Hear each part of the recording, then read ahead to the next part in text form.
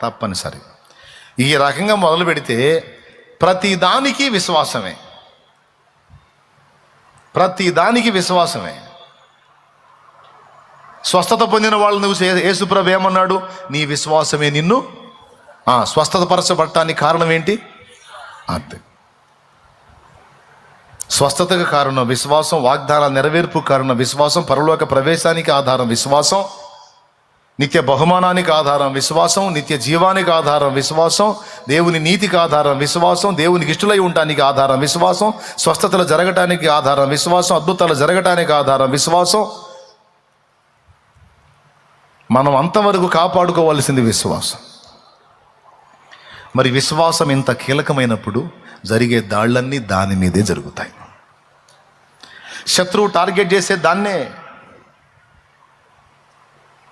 నా విశ్వాసము దెబ్బగొట్టాలని, నీ విశ్వాసం దెబ్బగొట్టాలని, మనల్ని విశ్వాసహీనులుగా చేయాలనేది సాతాను పెద్ద దాడి. అయితే ఊపిరైనా వదలాలి కానీ విశ్వాసాన్ని మాత్రం వదలకూడదు. యాకోబు కోల్పోయినట్టు సమస్తము కోల్పోయినా పర్వాలేదు కానీ దేవుని యందలి విశ్వాసాన్ని మాత్రం వదిలిపెట్టకూడదు. ఆ విశ్వాసం ఒక్కటి ఉంటే మనం పోగొట్టుకున్నవి కూడా మళ్ళీ వస్తాయి మనకంతే. ఏవు అన్నీ పోగొట్టుకున్నాడు, విశ్వాసం ఒక్కటి మాత్రం వదల్లా. నీవింకను నీ నమ్మిక వదలకుందువా, నీ విశ్వాసాన్ని వదిలిపెట్టవా? ఏబు భార్య అంది, ఆస్తులు పోయినాయి, అంతస్తులు పోయినాయి, ఒంటెలు పోయినాయి, ఎడ్లు పోయినాయి, గాడిదలు పోయినాయి, అన్నీ పోయినాయి. కడుపును పుట్టిన 10 మంది పిల్లలు కూడా 1 దినమందే పోయారు. ఇంకా బుద్ధి లేకుండా దేవుడిని దూషించి మరణముఖ. ఎందాక నీ నమ్మికను వదిలిపెట్టకుందు. అప్పుడు ఏమన్నాడు? ఇన్ని మంచి సంగతులు దేవుని అనుభవించామే, ఒక కీడు అనుభవింప తగమా?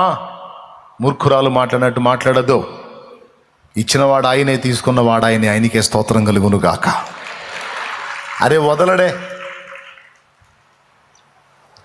గుర్తుపెట్టుకో, అన్నీ కోల్పోయినా విశ్వాసం ఒక్కటి ఏబు కలిగి ఉన్నందున సైతాను ఓడిపోయాడు.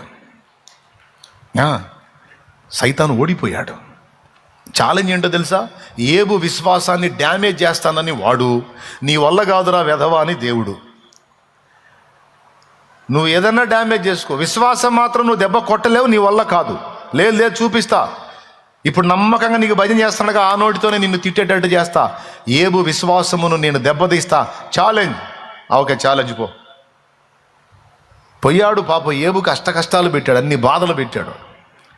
దేవుడు కూడా మౌనంగా ఉన్నాడు.